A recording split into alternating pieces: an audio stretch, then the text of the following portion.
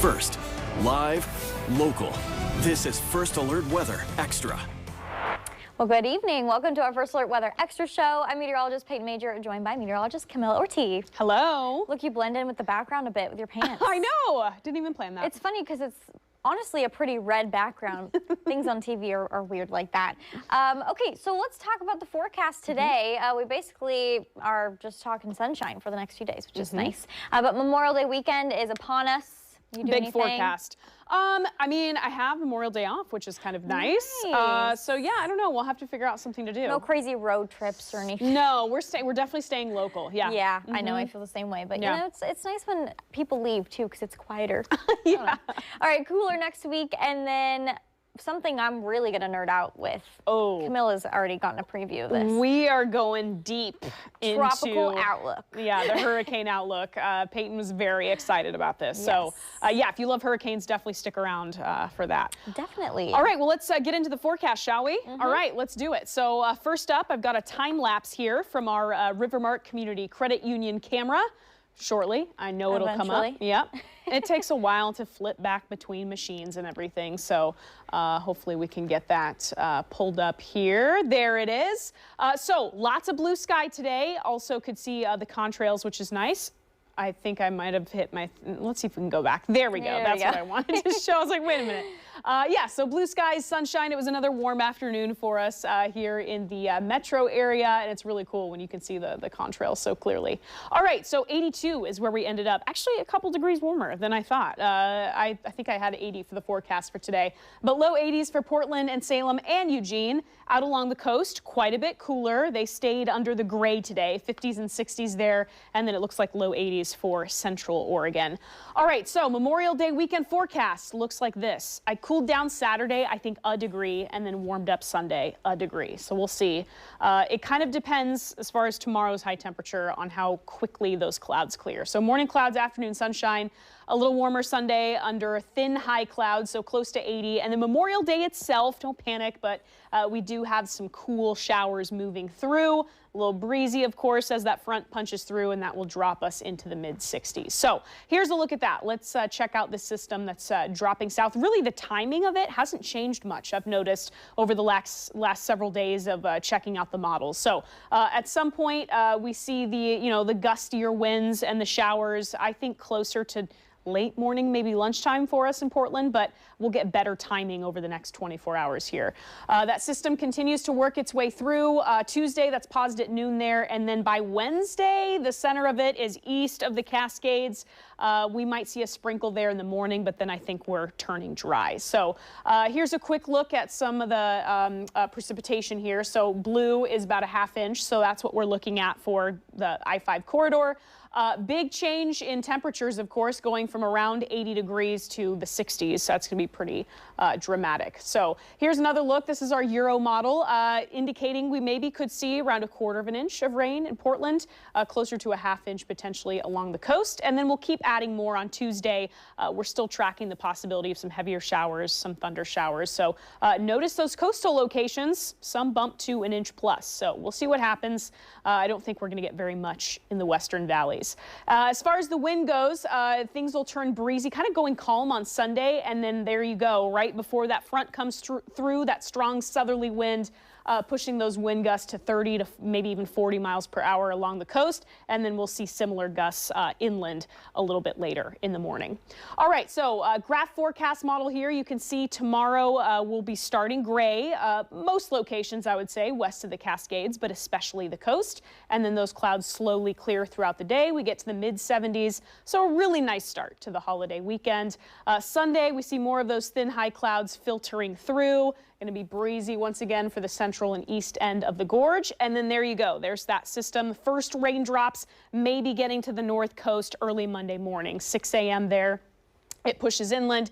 We see more scattered showers throughout the day. So as you can see, this does not look like a wall of rain. It's not going to be, totally wet from beginning to end on Memorial Day. So that's just not what we're seeing.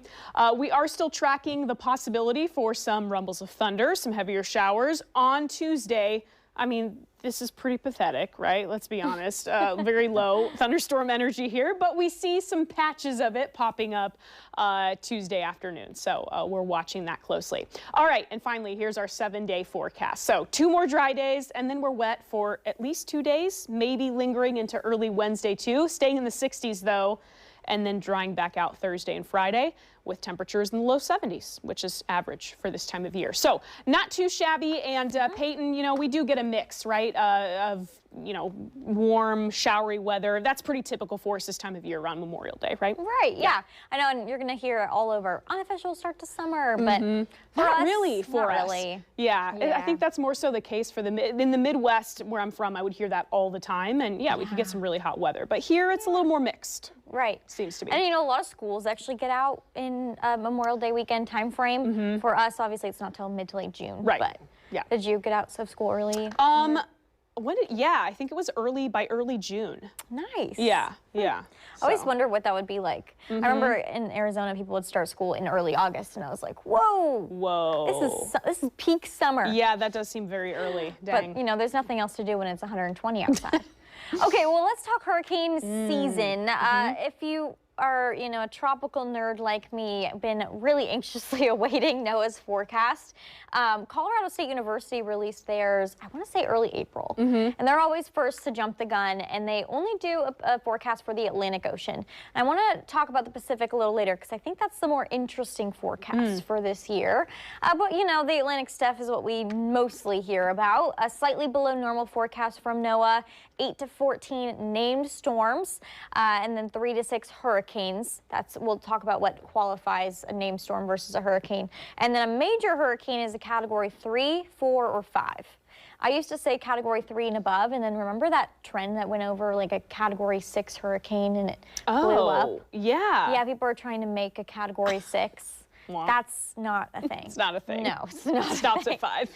Stops at 5. Okay, so the Atlantic hurricane season starts June 1st historically, but actually doesn't peak until September 10th. So we got a while out till we may even like really hear the ramp up of activity of, oh, there's another named storm, there's another named storm.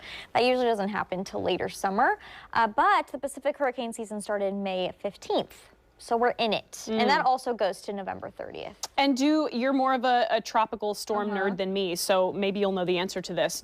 Will they keep updating the forecast throughout the season? Or Yes, okay, they that's what I do. wanted to know. So NOAA will release, I want to say they do it once a month. Okay, They may that do makes it every sense. other month. But yeah, they're going to update throughout the season. I think last year, since it was kind of a bust, they updated it and said, well, it looks like we're not going to see too many, which ended up being okay. Yeah. I don't think we had any landfalling storms in the U.S., like, you know, mainland last year.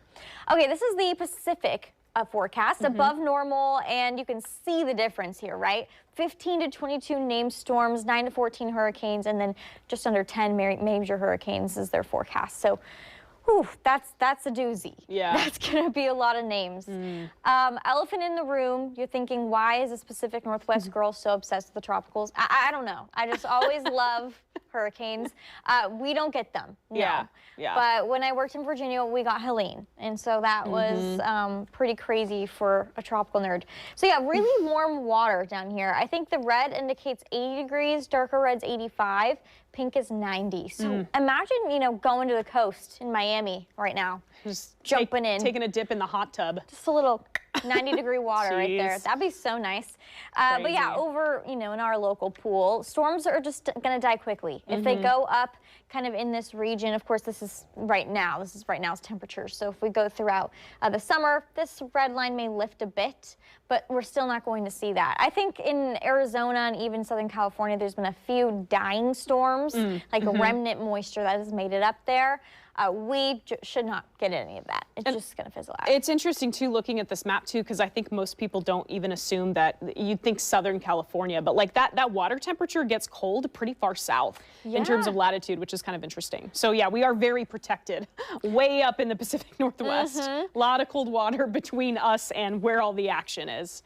And to think about a hurricane, you know, the hurricane's perfect scenario is really warm water and low wind shear. And so those two things together, that fuels a storm. And also low Saharan dust. I don't think we're going to get to this today, but it'd be really interesting maybe on a podcast to get into how Saharan dust affects hurricanes. Yeah. Especially in the Atlantic, there's a huge plume of dust that rolls through and can kill hurricanes. And that's just what, okay, yeah, can kill hurricanes, that makes sense. It's a weakness for them. Okay.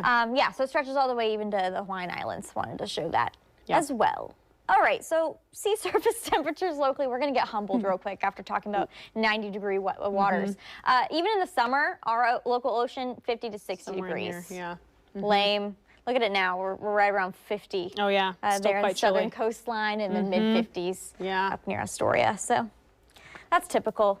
Water takes a long time to heat up. So when we see these huge fluctuations in temperatures, it's not uncommon, but it takes a while for us to see shifts.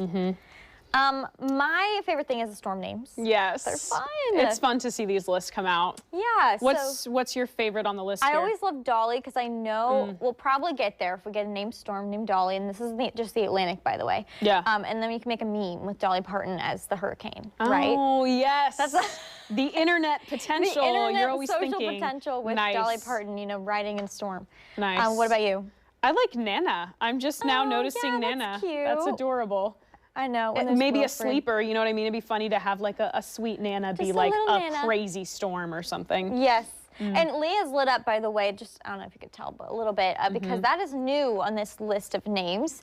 These get recycled every 6 years. So if you think back to 2020, most of these names were on that list. The L name is just the new one. And Pacific. Pacific names. Kind of fun. They're Norbert. I remember this one. I like Norbert. There's some interesting Simon, ones on here. Xavier. Isel. Ooh, yeah, that's good. If anyone's looking for like baby names, maybe Right. go through the hurricane name They got list. plenty for you. Yeah, for sure. We'll have more in a second. Okay, so tropical names, frequently asked questions. I get these a lot. How are they named? Why isn't my name on the list?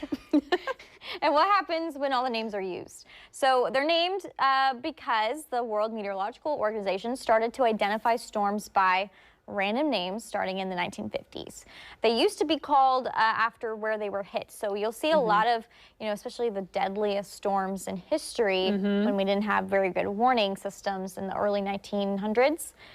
They would be like the southern Florida storm or the Galveston storm. Galveston is a big one, yeah. Yeah, so that obviously got overused really quickly, and they were like, wow, there's 4 storms that's hit southern Florida. What are we going to do? We need a different way to do this, Yeah, so that's what they started doing, and then they recycled them every 6 years, or else we would have run out of names by now, for sure. And then this is such a funny story. I didn't know this fact. So, yes, it was only female named storms, I think because largely the World Meteorological Organization was men. I was going to say, I was like, someone's got some explaining to do, Well, yes, and that was, late 1970s. Women were a little louder, and I think that's when we started to hear more feedback about, you probably shouldn't be naming your wives and ex-girlfriends and all that after hurricanes. It's because we're strong and powerful. That's Right. why. Yes, that's exactly why. I know, and then, we could talk a lot about that. But why isn't your name on the list? It's not a keychain factory, people. No, it's not. I don't know if there's ever been a hurricane, Camilla. We talked about this yesterday. I know, I haven't heard of that. We have to look, but yeah. I know there has been a Peyton still waiting. It'd be hard for a P name to retire because it's so far down the alphabetical list. But usually they're short, easily recognizable. I think I made this graphic for just the Atlantic, but they're actually geographically named. So on the Atlantic side, they're going to be a little bit more English, French, and Spanish names, whereas on this side, we're probably going to also be Spanish, but maybe Islander as well. So kind of fun. And then gender balance now. Yeah, nice. Yeah, I think it's every other name, if I remember correctly. Oh, okay. Yeah, it's like Arthur and then Bertha or whatever. Okay. Yeah. Nice. Oh, I missed one. Sorry. Hold on. Got to go through the whole graphic now. All right. And then when all the names are used, this is a situation that actually happened in 2020. Yeah. 6 years ago. They used every single name on the Atlantic hurricane list, got to Z, and they were like, all right, what do we do now? So they went to a Greek letter list. So think alpha, beta, all the way down. I think they even went to E, maybe I. Yeah. They went really far. It was a crazy season. Yeah. And then a problem ensued where one of the Greek letters was such a strong storm they had to retire it. And you cannot retire an alphabetical letter. Yeah. So they now moved into a supplemental list of names. Now this one always cracks me up because it's so modern and like Isla. That is such a popular name right Yeah, now. totally. Deshaun, Michaela. Braylon, so Sophie. Yeah, they're kind of fun names. I did love you it. say it's a literal board of people that comes up with these, like a group of people? Yeah. Interesting. And there's a Pacific list of names too. This one's a little shorter and easier to read, so I figured I'd show you just one. This is Ada, by the way, that got retired and made a little loop-de-loop near Florida. Ended up impacting, enough that it got retired. So this is one of the Greek letters that got. And that's based on, I think we discussed this a little bit in the podcast, but based on the strength of the storm and the amount of damage that was done. Yeah. If it's a significant enough storm, like last year, I think it was Michaela that had the big one. All right, so sea surface temperature anomaly. This is right now. You're not going to see too much action because we're not officially in El Nino, but we have one that's budding. And you can see it here. Very clear pattern, yeah. Right there, that line. That's pretty much right across the equator. So warm ocean waters brewing. We're going to show you our forecast now for August through October. I mean, sharp line. Whoa. Yeah. The colors, as you can see. So we're getting into like +4 in that realm. region, yeah, off the coast of South America. Yeah, that's crazy. So as I mentioned, perfect waters for brewing up some pretty big storms. There's going to be a lot of stages here. Potential tropical, sometimes you'll see that if, the National Hurricane Center is going, I see a little low here. It looks interesting, and maybe it'll be, named. Tropical depression, sometimes they get named here. That's when it starts to have, a little more organization and around 39-mile-an-hour winds or less. Then tropical storm. 39 to 73 mile per hour gusts, and then hurricane is 74 plus. Then we go into the categories, 1, 2, 3, 4, 5. And once we get into the tropical storm stage, at that point they're named, right? Yeah. So I've seen a couple that are tropical depression, but it's usually because it's going down the list, like it's a previously named hurricane or tropical storm that's degraded to a tropical depression. Yeah. So they usually don't get the name till they have at least some kind of organization to it. This is a term that has been used a lot recently, especially because of the warmer ocean waters and climate change and all of that. But rapid intensification is basically, I'll just read this, a maximum sustained wind speed that must increase by at least around 35 miles per hour in 24 hours or less.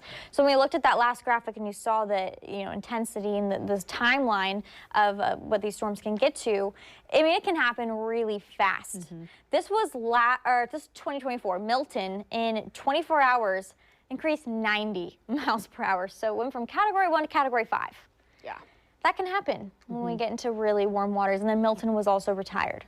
So goes to show that it can get pretty crazy out there very fast. Well, and it's why the warning systems are so important too, and why you need to pay attention to them immediately, because imagine if you're, this is going from, a strong low pressure system all of a sudden to like a Cat 4 in the span of 24 hours, that's a big deal. So yeah, especially when you get in those, red ranges, we were talking about the 90 mile an hour, 90 degree ocean temperatures, that's very warm. Yeah. Costliest tropical cyclones from the National Hurricane Center, Katrina, that should not surprise anybody. But I was interested to see a lot of these are within the last 5 to 10 years, like Ian in 2022, Maria in 2017, and then, of course, Sandy. And Helene is on there. So what was that like for you, being there when that one hit? Oh man, that was crazy. I mean, I was in Virginia, and I was on the kind of west side, like mountainous side of Virginia, not even near the coast. But it was crazy because Helene went up from Florida and then just sat over us. I think for 5 days. So that obviously doesn't happen too often, but sometimes they can just get kind of stuck in the pattern. And what a hurricane can produce is obviously crazy wind, flooding, but also tornadoes. So we ended up having actually quite a few fatalities from tornadoes. Huge, just like mountainous communities were just demolished from flooding and wind and all the storm damage. So wow. It was just a really sad thing. That $79 billion number does not surprise me at all. Yeah. Yeah. And a lot of that, like you said, could be just from rain, from flooding damage is what a lot of it, which people might not. They're thinking like, oh, buildings are like swept away, but yeah, a lot of it is actually flood damage. Yeah. Yeah, hurricanes are just an all-encompassing situation where anything could happen, truly. Okay, well, that's all I got on tropical That was interesting stuff. So are you disappointed to not be living in a place anymore where we get hurricanes? You're okay with it after going through Helene? No. One of my best friends lives in Florida as a meteorologist, and I'm always like, buckle up, girl. Yeah, it's getting crazy over there. But no. I mean, it's fun to track the rain here. I'm fine with our little mild storms. Yeah, me too. I agree. Okay, well, that's all we have. And man, it's Memorial Day weekend. So we hope you have an amazing weekend. We'll be back next week, maybe not Monday, but probably Tuesday on this First Alert Weather Extra show. And as always, you can always check out our old episodes on our website. Have a good night.